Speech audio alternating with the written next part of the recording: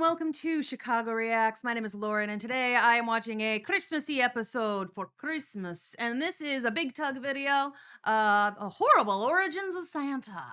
Sometimes this kind of video would go over onto Americans Learn, but I'm doing a Jack Frost video over there, so we're going with Big Tugg, and we're going with Chicago Reacts for Merry Christmas. Let's watch something that might be traumatizing. Cannot wait. Let's begin. How many times can a person get tugged? Well, we have found the limit at extratugg.com, where you can see exclusive content that I say dirty things in. Go check it out. Santa. Every child's first introduction to the fact that your parents will Speaking of dirty things, I do not like how he's looking at that bottle of Coke. lie to you and manipulate you for almost no reason. Once you pass the age where it's socially acceptable to believe in such a concept, it's hard to deny that the whole Santa thing is a bit weird. I was never allowed to believe in Santa. My mom told me he did not exist, and I was never allowed to believe in him. Christmas whimsy? Who's she? Comically obese tracksuit-wearing man sneaks into my house despite the locks and alarms and places boxes around the building. That doesn't seem festive. That seems like a reason to call it the Bomb Squad. Santa is the ultimate mascot of the holidays, beating out such luminaries as Schmelf the Hanukkah Elf and Kwanzaa. That is a relatively controversial win over the competition, seeing as Santa also dethroned the original Christmas mascot, you know, Jesus. Imagine throwing yourself a birthday party and you invite everyone over and your fat uncle shows up giving gifts to everybody except for you. It's kind of like a huge dick move. And I mean that in a bad way, huge dick move, not like it's not a good thing. And around the holidays, no BDE you cannot here. even attempt to try and escape from this tubby He's on soda cans, he's hanging out with the M&Ms, and he's walking around every mall in these United States of America. I mean, you have to go to a mall to see him, which no one has done since like 2009, but the concept still stands. But the origins and mythos surrounding Santa Claus are shockingly weird for such a notably innocent character. And this channel wouldn't be what it was if I didn't spend my time harshly shit-talking something that most people find innocuous, and we're not gonna stop that trend today. So hop in the sleigh and get lodged in the chimney as we look at everything weird about Santa Claus and why he kind of sucks a little bit. I mean, he's a stalker. He sees you, he watches you all the time. Terrifying. Get out of, like, my walls, Santa Claus. Why are you in there? Why are you watching me sleep? Get out. Go away. I've been very outspoken about my poor diet. I'm not proud of my diet, but it's generally due to my overall sense of laziness. I do not want to put the time in to cook a meal for one and then clean up all the pots and pans and dishes. The output to input ratio is not there and I cannot do it. Also, this is definitely going to be a Factor ad, and the Factor ads just annoy me because I don't have a microwave. Because I would love to do Factor and like actually have some like healthier meals where I'm not just cooking for myself, but I don't have a microwave, which means I would still have to like cook the Factor meals. So it would still take me extra time. And I'm like, but I don't wanna. Also, I don't wanna.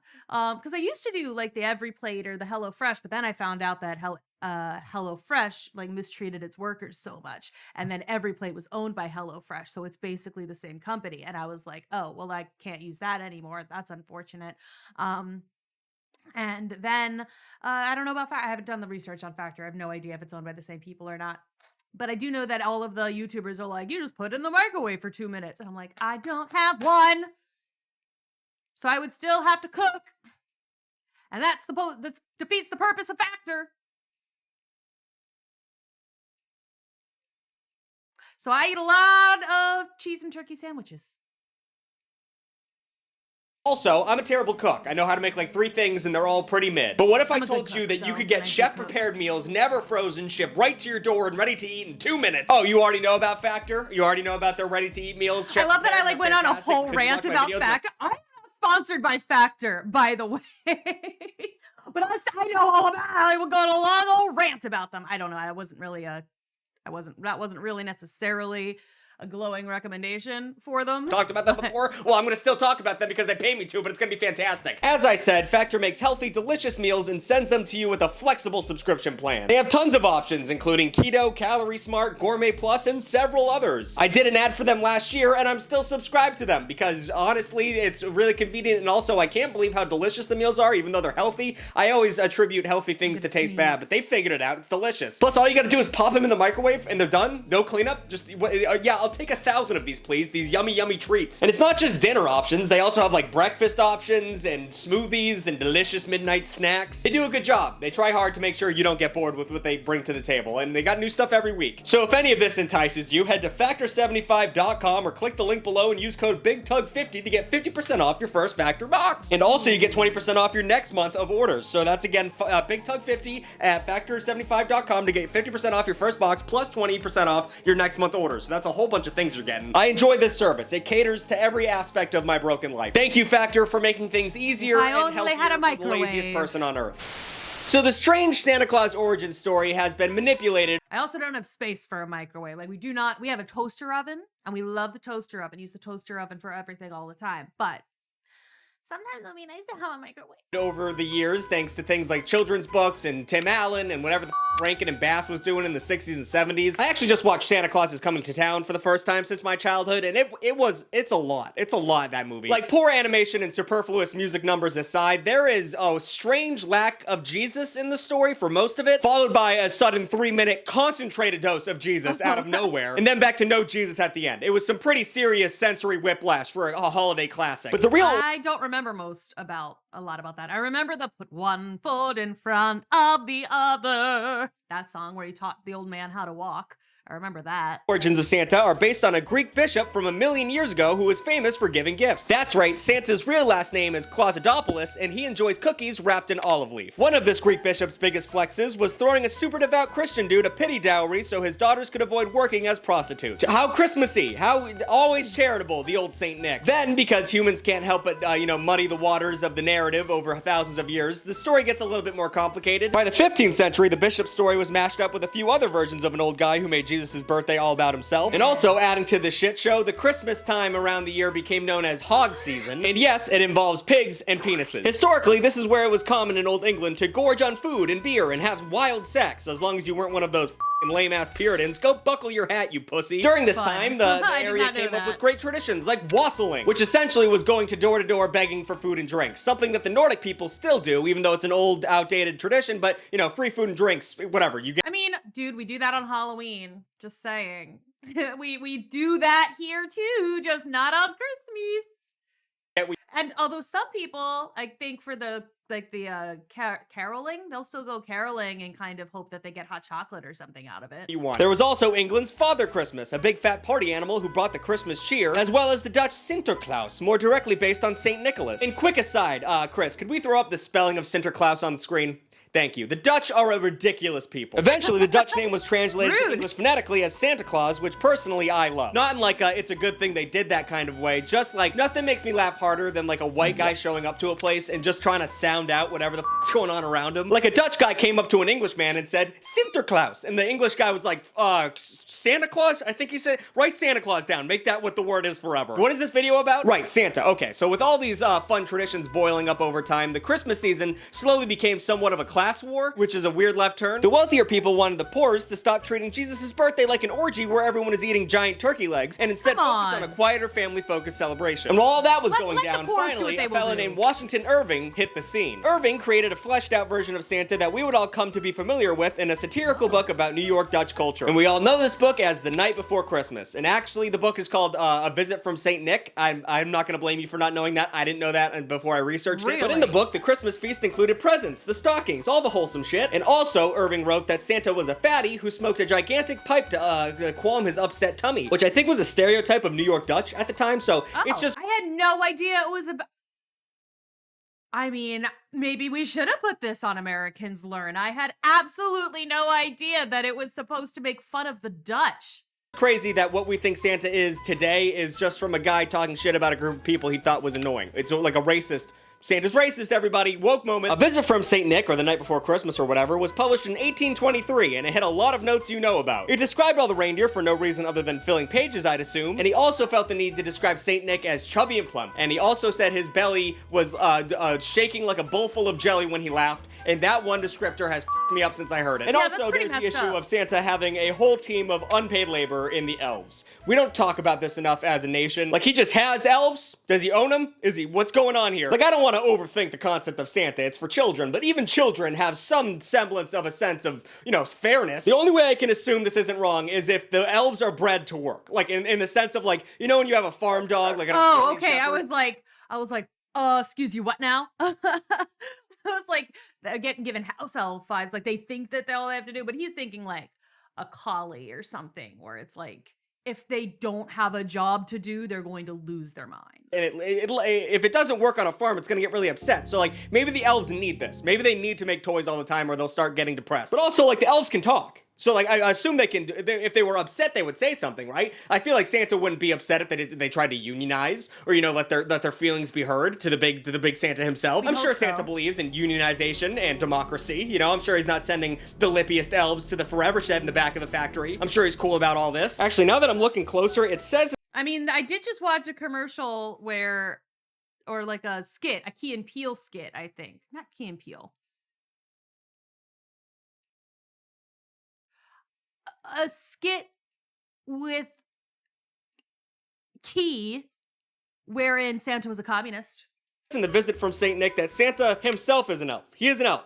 So, is this his family? What the f is going on? Santa's an elf? This is upsetting me deeply. Oh, also, in this poem, the night before Christmas, if you're wondering where Rudolph is, he's not in that book. He's not in that story. Rudolph comes way later in terms of pop culture. Rudolph the Red-Nosed Reindeer first appeared in 1939 when Montgomery Ward department stores asked for one of its copywriters, 34-year-old Robert L. May, to create a Christmas story the store could give away to shoppers as a promotional gimmick. That is the saddest looking little Rudolph. Why is he so sad? Robert L. May to create a Christmas story. Look how sad that guy is. Oh, this poor...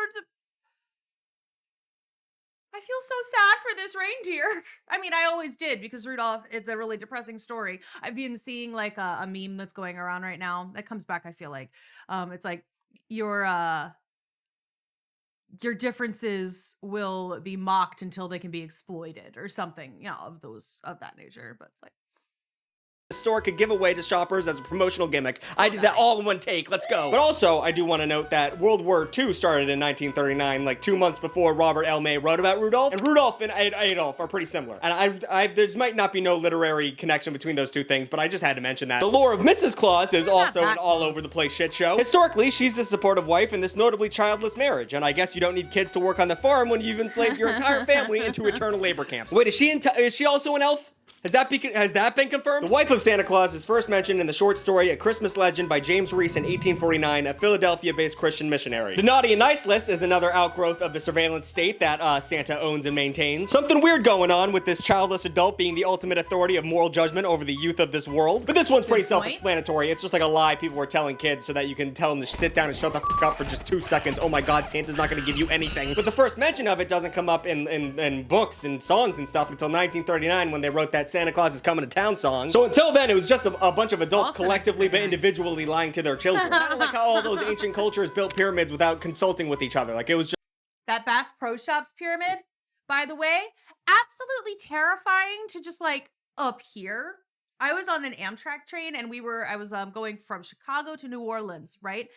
That Bass Pro Shop is like, in like Knoxville or whatever, is right next to the Amtrak line. And I had been on an overnight train, right? Overnight train. And so I'd kind of like been dozing, and around 6 a.m, I kind of woke up as we slowed down, and I kind of just peeked open the curtain, and just above me, stretching into the dimly lit dawn sky, was this giant green glass glowing pyramid. And I was like, what? That's all I could say. It was just huge, and it was just slowly passing by. Like, as the train slowly passed by, it was just this giant greenish glowing pyramid, and I was like, am I on Half-Life right now? What is happening? And as we kept going past it, I finally woke up enough to be like, oh, we must have reached Knoxville. So I don't know, in Knoxville or Tennessee or Memphis or wherever it was we were. I don't actually remember the exact space, but like, I was correct about where we were is the point. Wherever I kind of woke up, whatever the stop is, I was right about it. And it was terrifying. Just saying, it was just terrifying. Very scary. Until I realized what it was. I was like, oh, it's a brass Bass Pro shop. Still a weird thing to wake up to. Just the most efficient thing to do at the time. And also, let's talk about coal. Everyone said if I was bad, I would get coal in my stocking. Where the f did that come from? Are the elves getting the coal? Oh my god, is Santa putting the elves in the mines? Well, historically, I guess it has something to do with the old tradition of Sinterklaas coming down the chimney, which was a coal-based thing at the time. And then his companion, Black Pete, would put coal in children's shoes. Who's Black Pete? Oh my f***ing god, is that real? Oh, they're still doing this in places. They're still making their faces. They're still...